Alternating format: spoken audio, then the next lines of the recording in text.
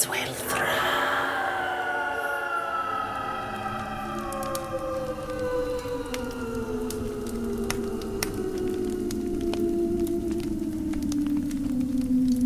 Hello, I am Lady X, and this is the first chapter of the Hyldr Chronicles. It is the definitive version of this story, and I hope you enjoy the ride.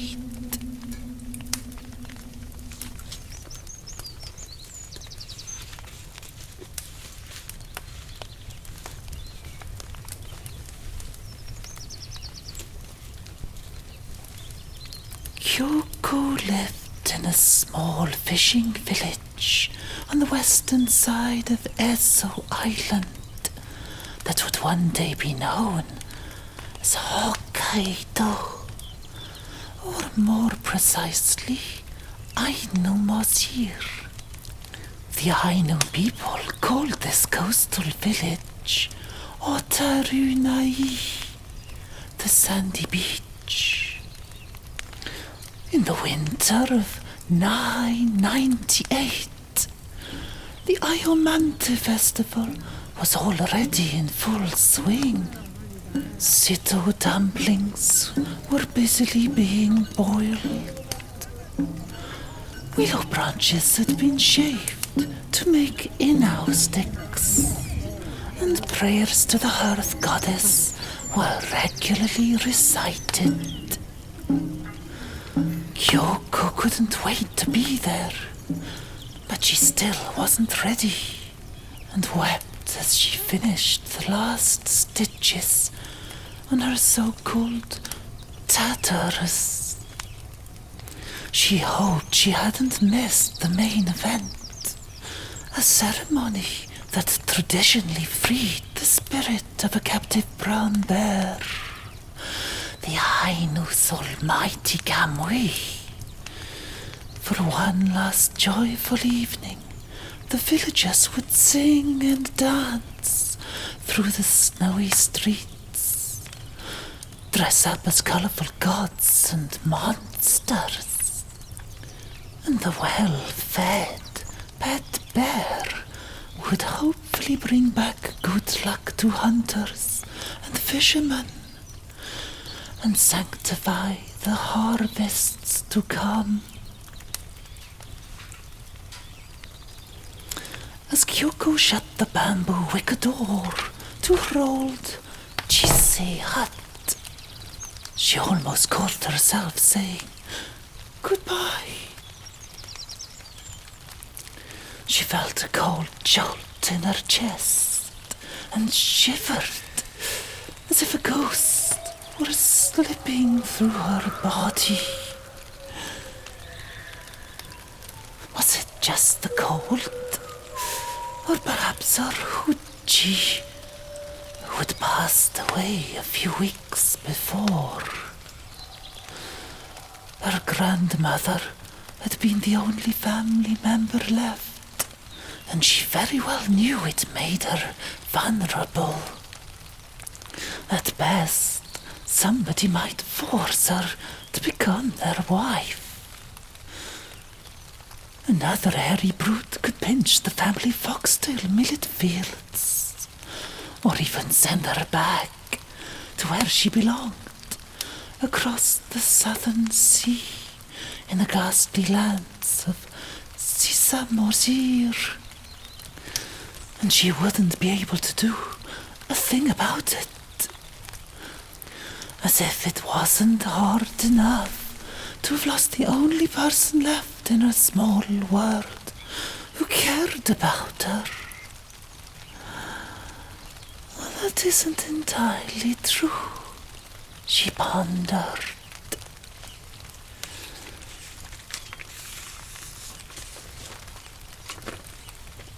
Kyōko held on to that thought and ripped out a thread and needle still hanging from her sleeve.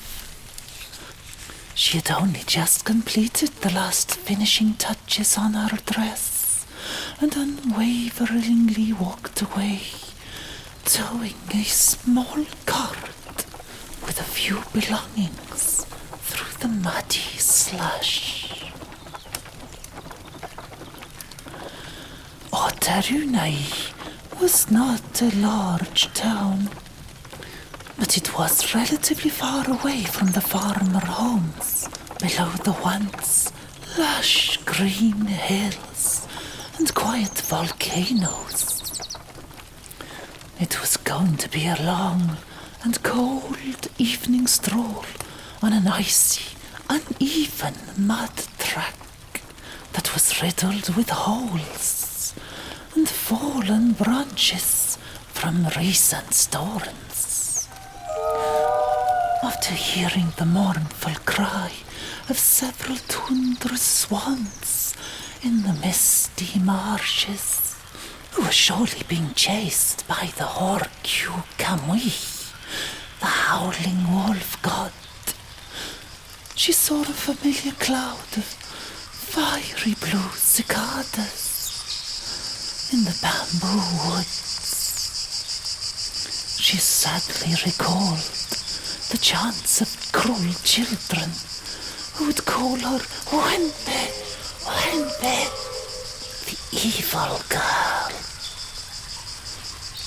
Nobody else had ever seen the insects, but the weird ambulant choir of ghost cicadas kept her company while she imagined how the evening would play out, just as she had done for the last few weeks.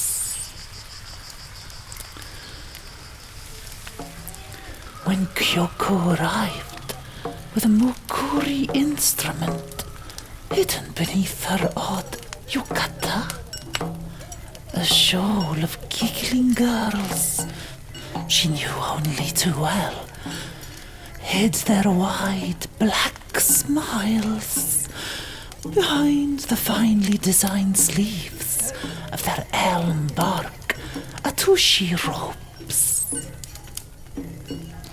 Kyōko ignored them as usual and watched groups of inebriated villagers as they hopped and twirled with their gakko tambourines and tonkori stringed instruments.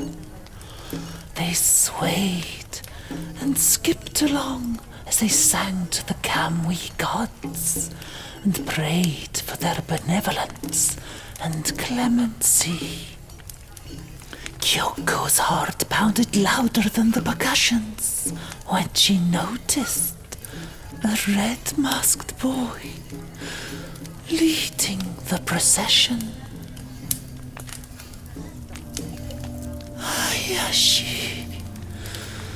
Hayashi was walking a huge bear on a thin spindleberry leash and fearlessly stroked the sacred animal as he danced around it.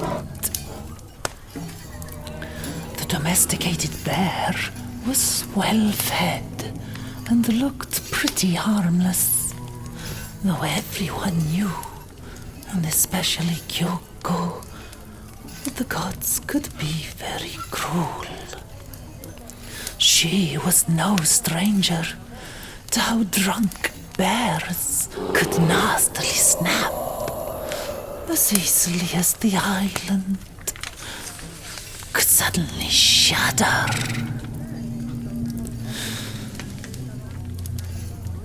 Hayashi was the son of the wealthiest family of Otarunai that owned most crop fields, fishing boats, and even the small sake brewery.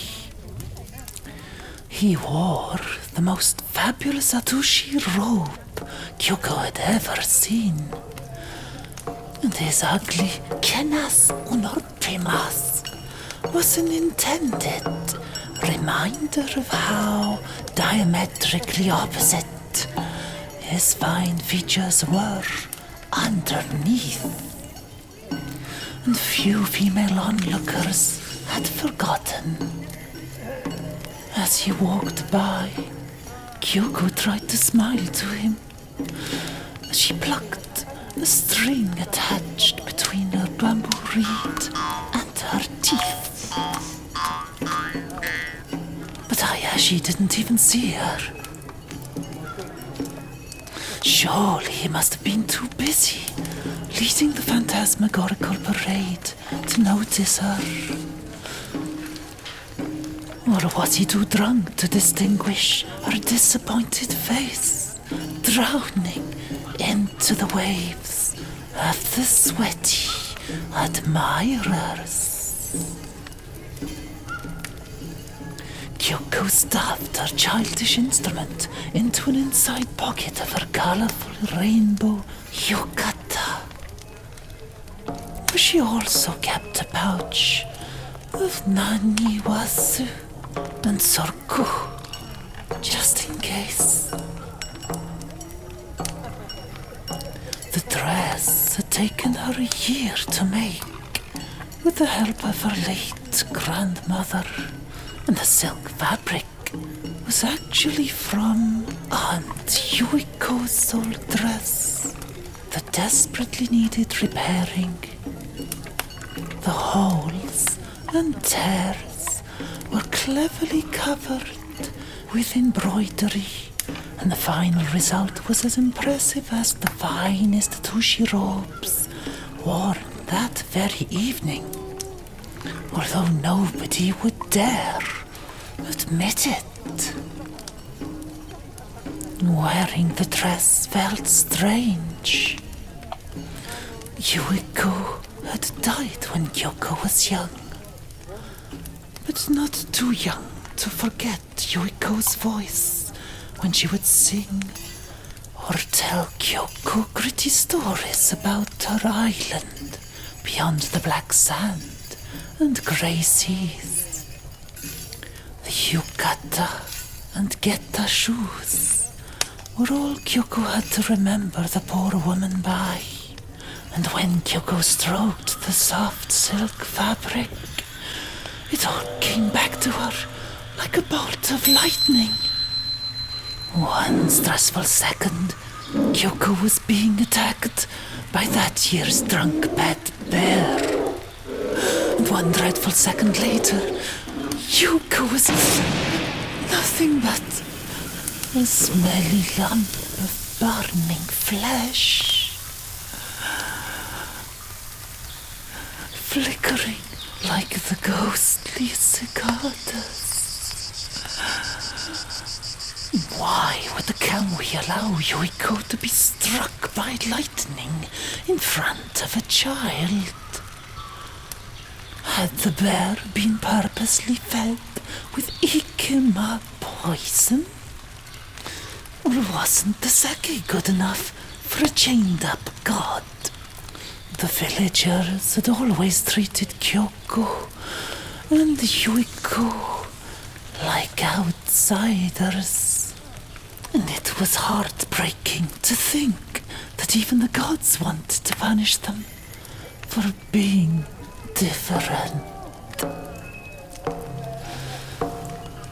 As she looked over her shoulder, holding back the tears, Kyoko was sure she could see the dead creeping around the merry men and women. Some were perched on the rooftops, mischievously flicking snow and rhino beetles over the edge. Others with scary horns lurked behind trees, as if selecting the next victim to possess. She also thought she could see translucent corpses floating over the crowd, groping generous breasts, or sniffing its shiny, perspiring scalps. Was her grandmother amongst them? An icy quiver ran down her spine, and she hurried away towards the beach, where Hayashi said he would meet her on this special day. Then she remembered what was about to happen in the town center and decided to join in one last time. She thought of her aunt who died on a similar snowy day and realized how much she really hated the whole ceremony. Or perhaps just the many fools who made her feel so inferior, unwelcome in her own village. Such pretty blossom in the snow, croaked a woman behind the beverage stall. Kyōko knew straight away who the putrid voice belonged to. And yet, such a foul name for an ugly fungus from the south. Where have you been all week, Kyōko? Shirking labor again? Iran corrupted Sumari. Suma, I mean, said Kyōko clumsily, hiding her red, spindleberry face behind her long hair. Everyone called the wicked woman Sumari the fox behind her back, and nobody would have dared say it to her stony face. Although Suma did mean stone, after all. I helped with the cooking and carving after Bukusa died, and I was trying to finish the dress. Shush, you stupid squid. We don't name the dead. Have you learned nothing? Did a rock fall on your hollow head? Said Suma, knowing all too well how Kyōko's parents had died. And why would you make such a silly rag? You must be frozen in that. Have you no respect for Kimon Kamui? If you don't try to fit in, no wonder people point fingers at you. Kyōko didn't tell the wizened hag why she didn't care anymore, or why she wore this special dress in remembrance of Kyuko, her aunt. She fiddled with her hair and said, Suma, your son played his part magnificently. Please excuse me, but I have to leave before the prayers begin. Kyōko stared down at her slightly too large, worn-out getter shoes that once belonged to Kyuko.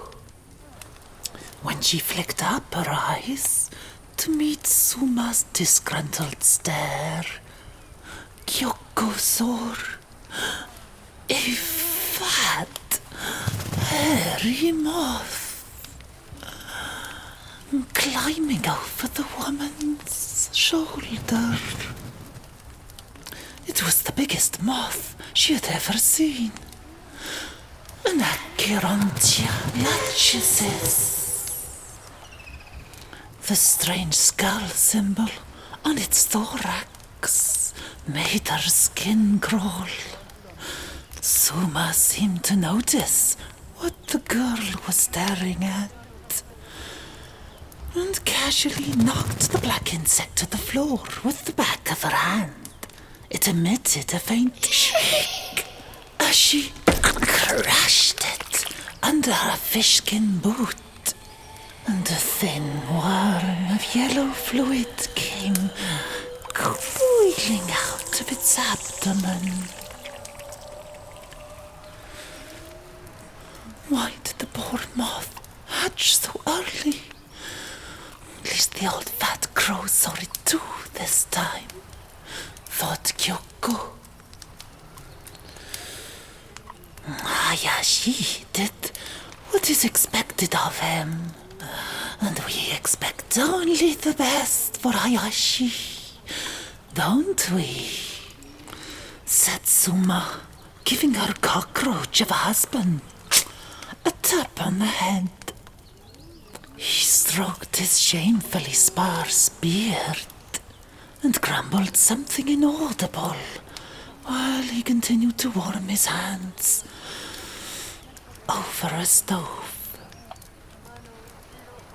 I'm sure you understand, Kinoko, said Hayashi's mother ominously, referring to mushrooms in a southern dialect that Yuiko once spoke.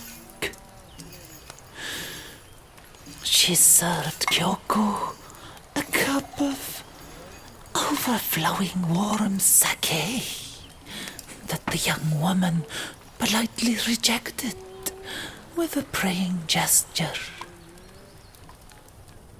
Please, I insist. You poor thing, purred Suma, heavily perspiring despite the low temperature.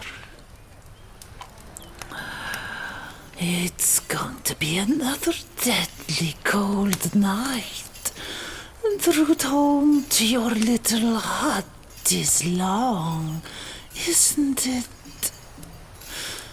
I think you'll be needing it, considering your current predicament. All alone, between the hills.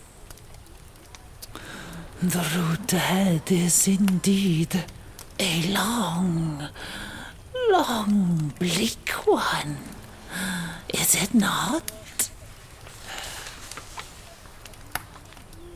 Kyoko was desperate to get away and be with Hayashi.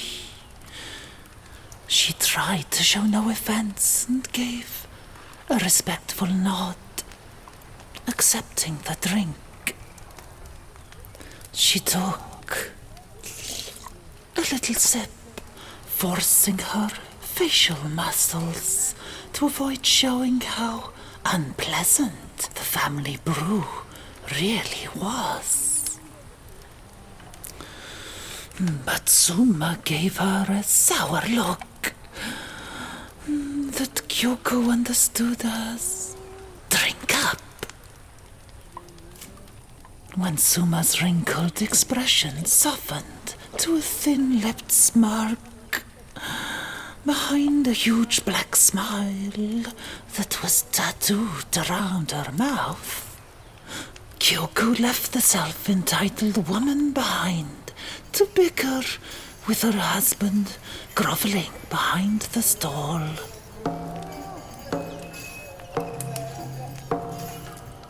Walking through the village felt different. And it wasn't just the sake speaking, or the troubling visions.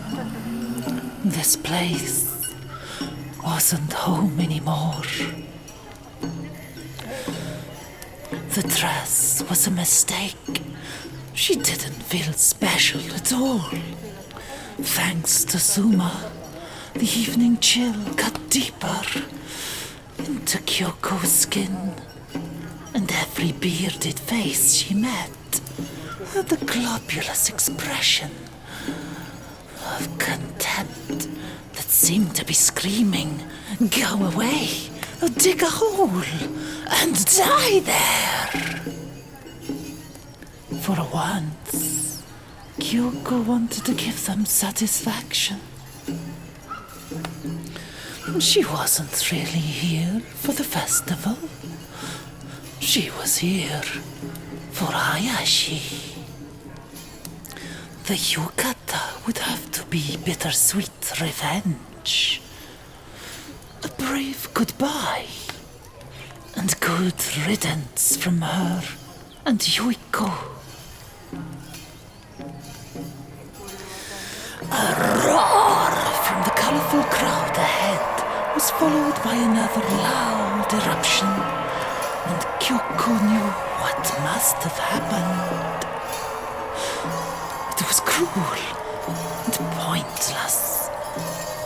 The insect throne of buzzing instruments and sanctimonious chanting whisked up no more excitement than a dead dolphin on a beach of soot.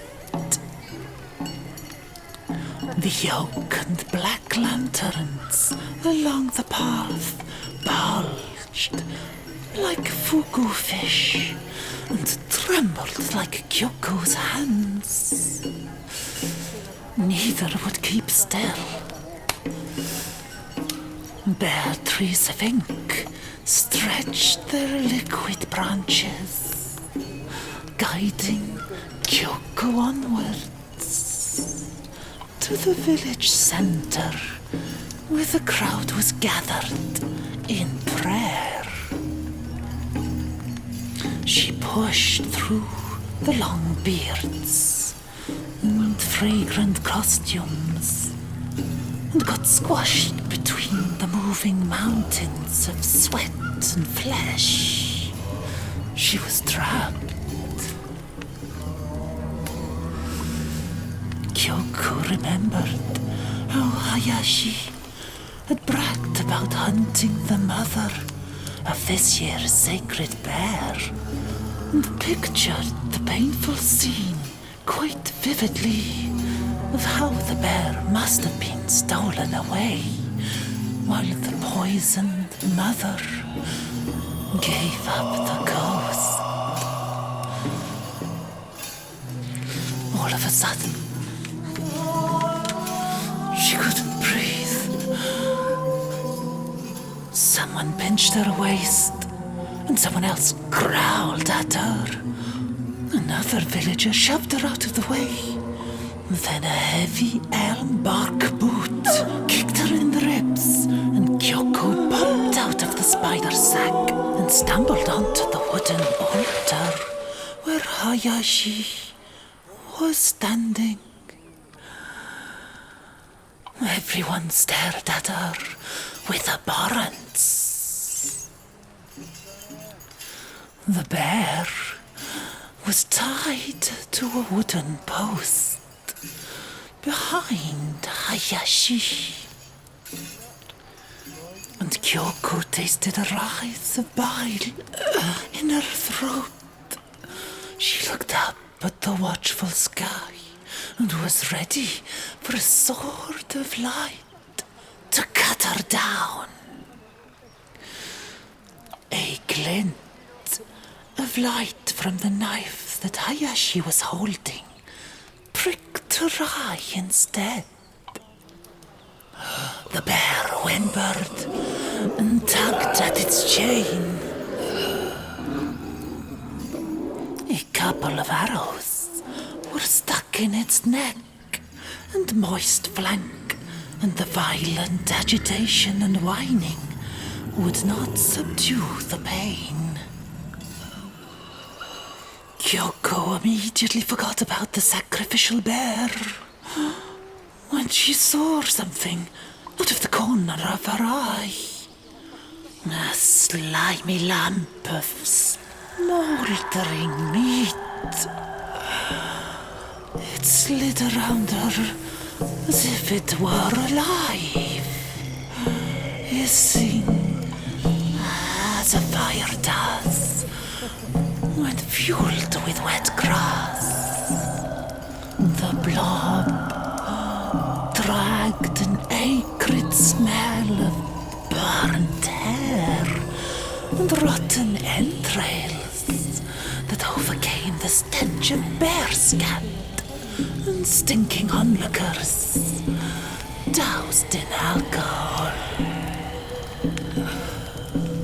Kyōko saw a gap widen in the glistening mass, and from the small pit of darkness came a soothing voice that electrified the girl's spine.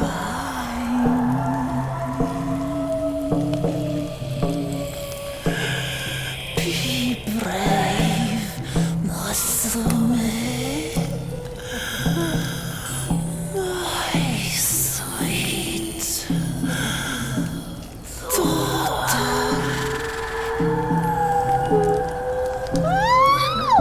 Kyōko screamed as the slug melted into the ground, and she flung her arms around Hayashi. The music ceased, and only the bear's complaints could be heard. Hayashi, who apparently did not have to be ashamed of his exotic southern name, pushed Kyōko out of the way and pulled the bear's chain with all his weight. It rattled through a slot at the top of the wooden pole, and Hayashi jammed it under a rock that two elders were previously carrying. The bear's neck was strung up tight against the top of the pole, and Hayashi began to sing the last prayer to cast the bear's spirit off back to the mountains. When he had finished, Hayashi called for Kyōko to join him. His voice was as cold as the frozen mud, and crisp hay at their feet, and she didn't understand what he was playing at. This is an honor, he whispered, clutching his knife. He yanked the chain again and bellowed. This is your chance to finally become one of us. At last, while I free the spirit of Kamui. The stars bounced off the knife as Hayashi lifted it over his head. Kyōko protested, but only the bear seemed to listen, with his sorrowful eyes staring back at the tearful girl. In the depths of the dying animal's eyes, she saw the fading silhouette of Kyuko. Abu!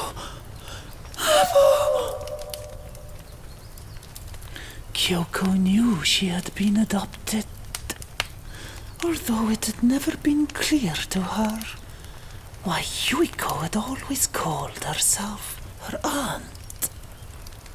Wasn't it obvious who she really was? Why pretend? A slice of moonlight splashed her eyes, and she closed them to join the bear in death. Hayashi swished the knife over Kyoko's hair, and the bear howled. The blade opened a fleshy gash of two fat lips in the bear's throat, and a horrible sound crept out of the glistening pink. A strong hand grabbed Kyoko's neck and forced her mouth forwards to drink from the warm, red waterfall that was spoiling her yukata. Drink, Hayashi commanded, and Kyoko gave up, resisting. A mushroom of mist hid her disgust as she gulped the bear's blood down, staining her face with a splatter of ferric berry juice. When the dead bear sagged down the pole like a sack of mokago potatoes, Hayashi laughed under his mask. Then the front line of the crowd did too. Kyōko heard the high-pitched titter of the same girls who liked to mock her every day of the week. And she wished that they were the ones tied up to the pole with arrows in their chests and blood pouring out of their ears and eye sockets. Daughter of Kamui. At last, you have a smile on your lips now. And perhaps you are worthy of marriage, he said, fingering the bloodstains around Kyoko's mouth that were uncannily close to the black tattoo smiles of all the other Ainu women. Off you go. I have other matters to attend to now. But you told me. Hayashi rudely stood in front of Kyōko and told the villagers to celebrate until dawn. The spirit of Kamui needs to know how grateful we are, so it can float back home in peace. Let the Mozirkara Kamui hear your cries of joy. The son of Suma turned to Kyōko and whispered something into her blood-stained ear, accepting to meet her where they had planned to do so. She watched him hop off the altar and slither into the crowd like the god of snakes. He must be busy. Too much on his mind. Too many responsibilities to bother with a sorry outsider like stupid wimpy Kyōko. The sudden growl of an angry bear scared Kyōko away, and she ran for the coastal woods. Kyōko felt dizzy and leaned against the scaly bark of a large pine tree growing in the dunes. The pines near the sandy shore were battered into submission by the coastal winds, and their boughs were bent and twisted. They looked frozen in time, as if just before a terrible tsunami was about to pull up their roots.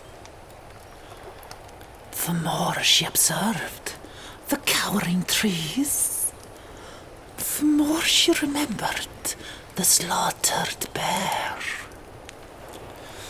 The reddish-brown trunks were like strips of satkam, and even had an odd scent of dried bear meat. The sickening thought burned Kyoko's throat with another spurt of bile. She had a coughing fit and spat a few drops of foul alcohol and blood still in her mouth. The torches around the village began to twist like foxtails and blur out of focus. She fell to her knees and felt the icy sea breeze stroke her skin. Why did Hayashi humiliate me like that in front of everyone? I thought he was different. Was it all a hoax? Or maybe he was pretending to be cruel so we can escape together without arousing suspicion. Hayashi, where are you? The smell of bitter blood made her throw up, and the dark vermilion cascades sloshed into the feather-white floor in splotches of red spider lilies. She sank her freezing fingers into a patch of pristine snow to wipe her lips clean, and rubbed her face frantically with perhaps enough fury to erase every sour event that had happened since she arrived in Otarunai with Kyōko. The sea was as dark as Kyoko's long, oily hair, calm as a graveyard. Her getter teeth dug into the cold, wet sand, and she plodded forward to see the bright moon more clearly. That's when she heard Hayashi call her name. The young man had removed his wooden demon mask and costume, and the gentle breeze billowed Hayashi's light black gatushi robe as he drew closer to touch Kyōko's bony shoulders. Kyōko, I am glad you came. The young woman didn't dare look up at him, and Hayashi lifted her chin with his left index finger. There is something I have to tell you. Kyōko's squidding eyebrows tilted slightly inward, exposing a few worry lines on her forehead. So have I, Hayashi. I have been waiting so long for this day to arrive.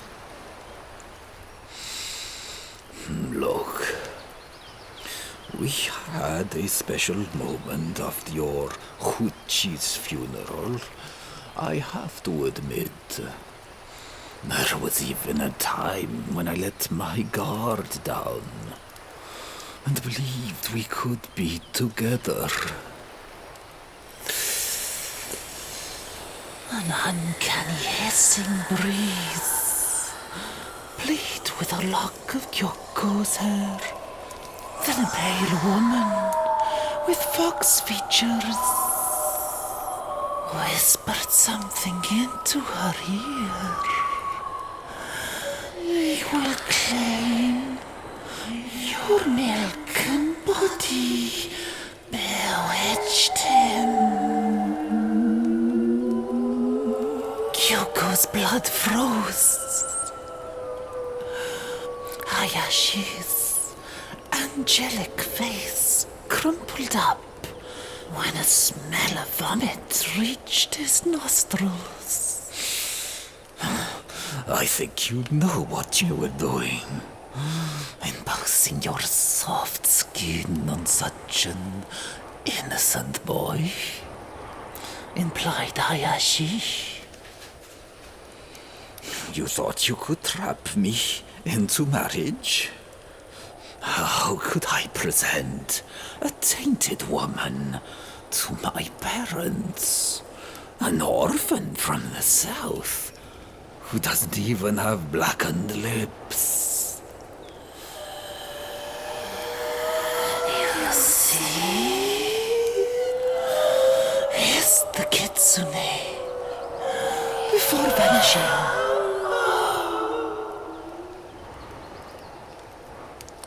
Kyōko's watery eyes opened and understood what was about to happen. She knew he was out of her league, that her ancestry and livelihood were not a suitable match for such a family as his. But the kiss they had shared by the broken bridge had erased all questions of suitability and respectful betrothal. You said we could run away together, she blurted out. That you didn't care what your parents said about me. I was ready. My belongings are hidden in the bamboo woods. Hayashi looked away to gaze at the waves crashing on the rocks out at sea.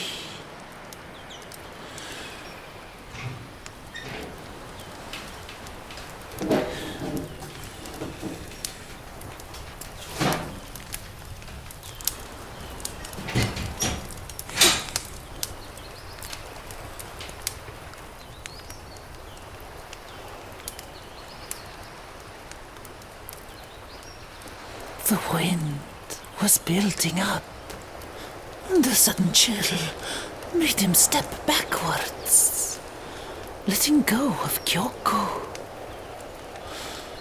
I'm sorry, Kyoko. It was pleasant being with you, but there's more to life than dreaming. I must honor my obligations. And I will not be tricked into doing what I do not want to do. I'm sure you understand. You ate half the rice, and I finished the bowl.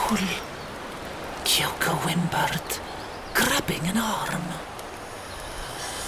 That's what they say. To get between your thighs. Sniggered a ghastly corpse, slithering around Hayashi's body.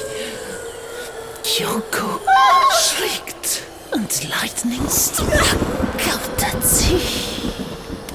Hayashi wasn't easily startled, didn't flinch. He decided to put an end to his dumping ritual. Kyoko, I was just hungry, and you offered me a bowl of rice. What? You're always reading into things and getting the wrong idea. Hayashi gently touched Kyoko's milk tea fingers to remove them from his black atushi. Kyoko wouldn't let go. To be honest, I don't think I ever loved you. I think I must have been feeling sorry for you. That is all. Now let go of my arm and work your charms on someone else. There are places for girls like you, you know. Kyoko lost her breath.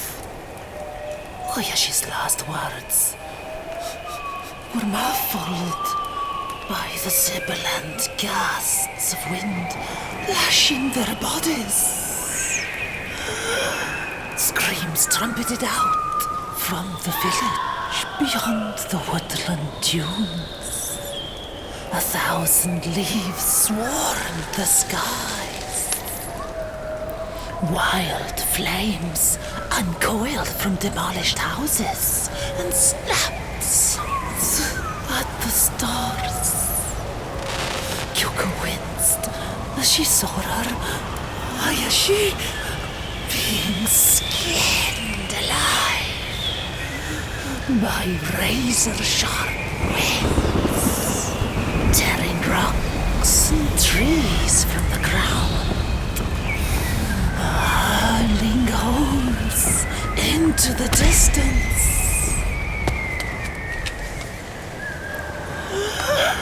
Hayashi was paralyzed in shock.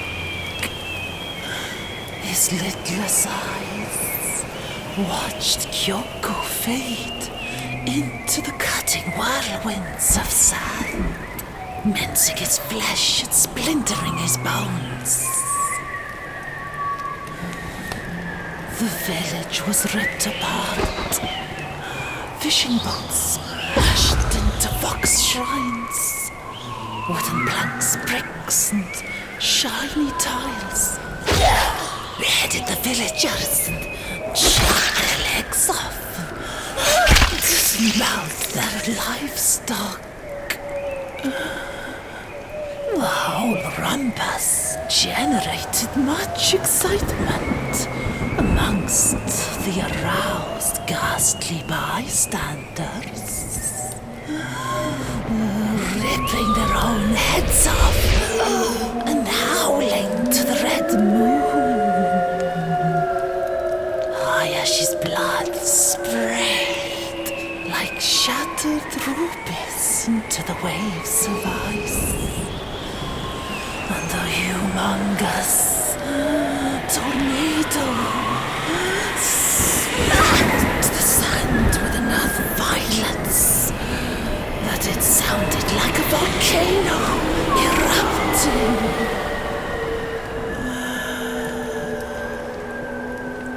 Otarunai was gone.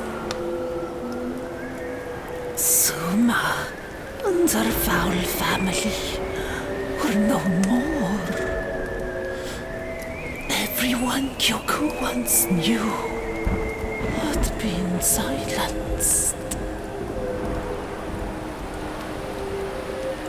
While a wooden cart filled with Kyoko's meager belongings floated down a muddy stream, the phantom parade continued to thrive into the dead of night.